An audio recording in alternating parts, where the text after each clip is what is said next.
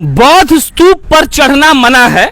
आदेशानुसार अधीक्षक पुरातत्व विभाग जो भी यहाँ लिखा हुआ हो, लेकिन हमारे हिसाब से यहाँ पर लिखा होना चाहिए था कि बौद्ध स्तूप में घुसना मना है। और ऐसा हम क्यों कह रहे हैं आपको सोनू हनी अपने कैमरे से ये दिखा देंगे और तब आपको ये मालूम पड़ जाएगा कि आज हम यहाँ क्यों आए हुए हैं।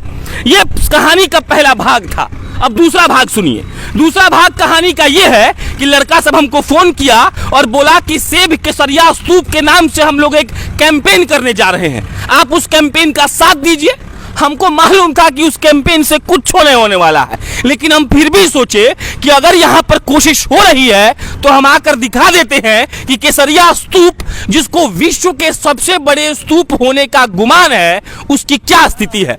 आपको ये मालूम चलना चाहिए कि रोड के इस बगल भी पानी है और रोड के दूसरे तरफ भी पानी है, और इस पानी में छप्परछैया करते वक्त जब सोचिए कि सैलानी यहाँ आएंगे तो नीतीश कुमार पर और यहाँ के पर्यटन मंत्री पर कितनी लानतें भेजेंगे और क्या सोच रहे होंगे। अब नमस्कार, मेरा नाम प्रशांत राय है, आप जनता जंक्शन देख रहे हैं। आपकी स्क्रीन पर विश्व का सबसे बड़ा स्तूप है और उसी के आगे पानी है।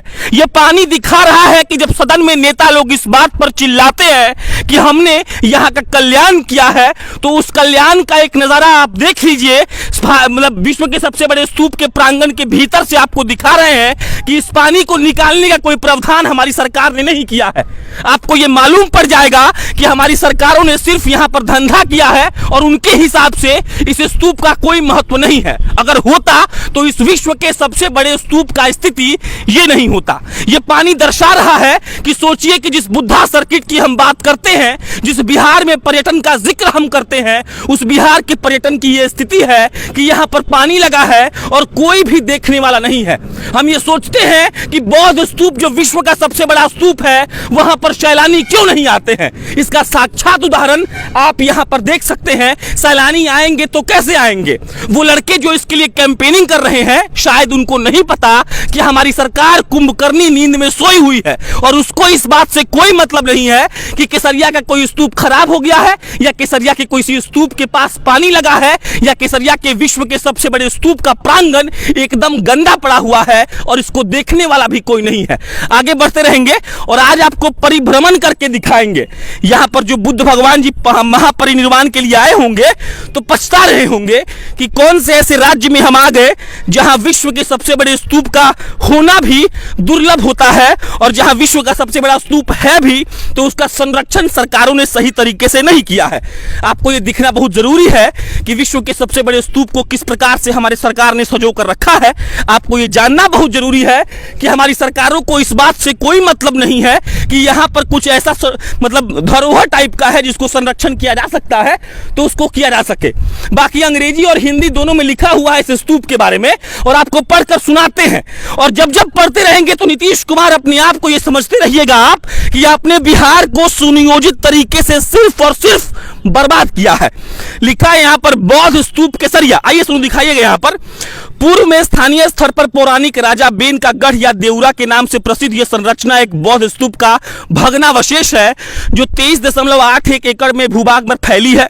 मान्यता अनुसार यह स्तूप उस स्थल पर बना जहां बुद्ध ने अपना दान पात्र उन अनुयायी भिक्षुओं को दिया था जो वैशाली में बुद्ध द्वारा दिए गए अंतिम प्रवचन में आसन निर्माण की घोषणा सुनकर उनके अनुगमन कर रहे थे। इस स्तूप का निर्माण 2 कालखंडों में हुआ। मूलतः शुंग कुषाण काल में निर्मित स्तूप का गुप्त काल 5वीं-6वीं शताब्दी ईस्वी में किया गया था। अब आप सोचिए कि जिस भूभाग को विश्व का सबसे बड़ा, जिस स्तूप को माफ कीजिएगा, विश्व का सबसे बड़ा स्तूप कहा जाता है, उस स्तूप की स्थिति हमारे नेताओं ने क्या करके रखा हुआ है।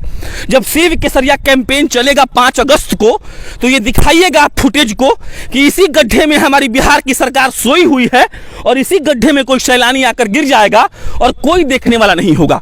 हम बड़े गर्व से कहते हैं कि हमारे बिहार में पर्यटन के हिसाब से विश्व का सबसे बड़ा स्तूप है, लेकिन वो गर्व हमारा कहां चला जाता है इसका कोई भी अंदाजा हम लोगों को नहीं है। हमें ये नहीं मालूम है कि विश्व के सबसे बड़े स्तूप को संरक्षित कैसे किया जाता है। यहां पर लोग घूम तो रहे हैं, लेकिन हम दावा से कह रहे हैं सर, किसी को इस बात का फील नहीं आ रहा होगा कि वो लोग यहां घूम रहे हैं और ये विश्व का सबसे बड़ा स्तूप है। इस विश्व के सबसे बड़े स्तूप को गोल गोल घूम के दिखाएंगे और आपको बताएंगे दिखाएंगे कि इसको कैसे रखा गया है। ये झांग झक्कड़, ये बड़ी हुई घास है, आपको नीतीश कुमार के या फिर बिहार सरकार के किसी मंत्री के घर में नहीं मिलेंगी, क्योंकि उन लोगों ने इसको कटवाया है। लेकिन जो विश्व का सबसे बड़ा स्तूप है, तो वहां के प्रांगण में आपको झांग झक्कड़ मिलेगा। आपको मिलेगा देखने को कि इसको संरक्षित नहीं किया गया है।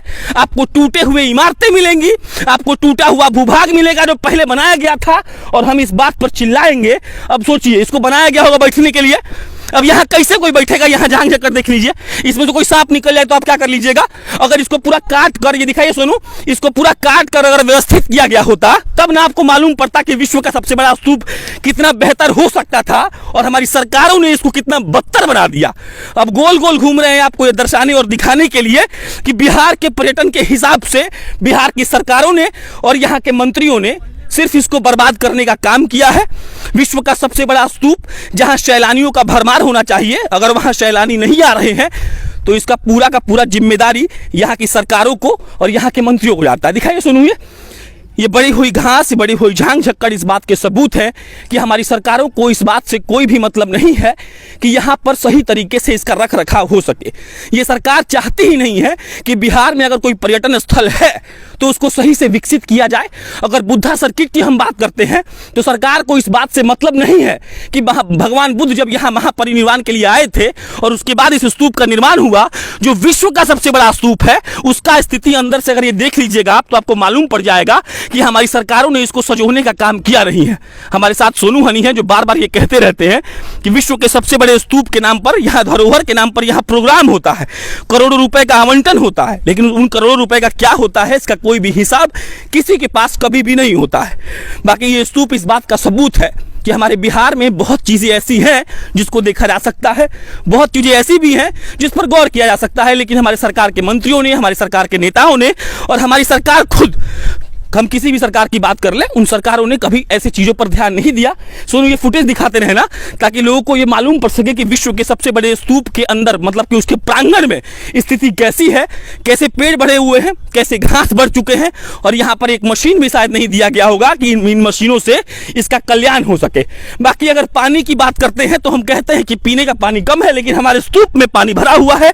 आप इस पानी को देखिए और हमारे मुख्यमंत्री साहब को, हमारे सब नेताओं को लानत भेजते रहिए और समझाते रहिए कि उन लोगों ने विश्व के सबसे बड़े स्तूप की स्थिति ऐसी कर दी है कि उनको इस बात से कोई मतलब था ही नहीं, और ना ही कभी उन्होंने इस बारे में सोचा कि विश्व के सबसे बड़े स्तूप को ठीक किया जा सके।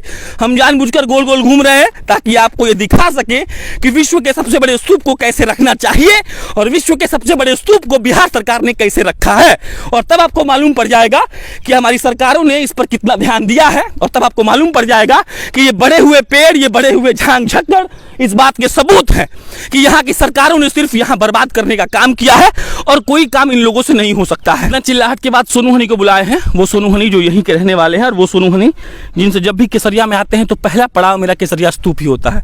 5 अगस्त को सुने कुछ कैंपेनिंग है। हाँ, 5 अगस्त को जैसे कि हम लोग ट्विटर पर आजकल हर चीज़ ट्रेंड कर रहा है, तो हम लोग सोचे हैं कि इस चीज़ को भी ट्रेंड किया जाए, क्योंकि बिहार से बाहर, बिहार में सब किसी को नहीं पता है, बिहार से बाहर कहाँ से पता होगा।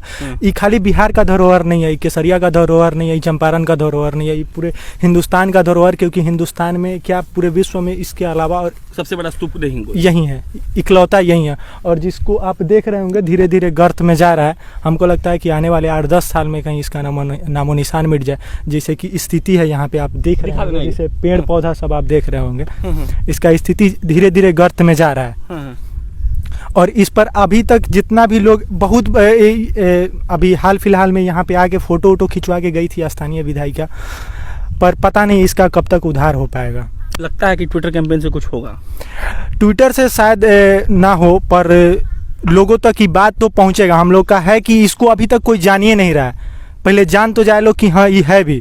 और ये लड़ाई केसरिया के लोगों का नहीं है, चंपारण के लोगों का नहीं है, केवल बिहार के लोगों का नहीं है, पूरे भारत के लोगों का है, और सबको इसमें आगे आना चाहिए। हमको ये चलिए, सोनू हनी है, लगातार ये लड़का दिन रात, अभी इन्होंने लाइव किया था अपने पेज ठेठ बिहारी 05 से, और दिन रात यहाँ केसरिया के लड़के इस बात का में मतलब लगे हुए हैं कि कैसे भी बिहार के लोगों को मालूम चल जाए। पूरा गोल गोल घूम जाएंगे ना सर, तो आपको मालूम पड़ जाएगा कि पूरा पेड़ बढ़ा हुआ है, झांग झक्कड़ बना हुआ है। और सोचिए कि विश्व का हम बार बार विश्व शब्द इसलिए बोल रहे हैं कि इंडिया से बड़ा है, विश्व का सबसे बड़ा स्तूप अगर यहाँ पे स्थित है और यहीं के लोग को पता नहीं है, और यहाँ के मंत्री साहब, यहाँ के पर्यटन मंत्री साहब, यहाँ के मुख्यमंत्री साहब जब बात करते हैं कि हमारे पास पैसा नहीं है, तो सर ये रेवेन्यू का एक तरीका है। अगर इसको आप डेवलप करिएगा तो लोग यहाँ घूमने आएगा तो पैसा मिलेगा, बगल में होटल बनेगा, पीछे आप एक होटल बनवाए वहां जाने का रास्ता नहीं है। तो आप लोगों ने सुनियोजित तरीके से बिहार को जिसे बर्बाद किया है, तो वैसे ही कुछ ऐसा बढ़िया करिए नीतीश जी, जैसा कि आपने कहा है कि आपका आखिरी चुनाव है, तो कम से कम ऐसा कुछ कर दीजिए कि ऐसे जो मतलब हमारे यहाँ धरोहर हैं उनका उत्थान हो जाए। बाकी आज है 5 अगस्त को फिर वीडियो बनाएंगे, आपको याद दिलाएंगे कि विश्व का सबसे बड़ा स्तूप बिहार में है, जिसका कर्णोद्धार आप नहीं किए हैं, जिसके बारे में आपकी सरकार ने नहीं सोचा है, और सिर्फ ये पानी से खत्म कर दीजिए दिखाकर। ये पानी ये दर्शा रहा है कि यहाँ के नेताओं ने, यहाँ के मंत्रियों ने सिर्फ यहाँ को लूटने का काम किया है, इसके अलावा कुछ भी नहीं। मेरा नाम प्रशांत राय है, विशेष आभार सोनू हनी का रहेगा। बहुत बहुत धन्यवाद।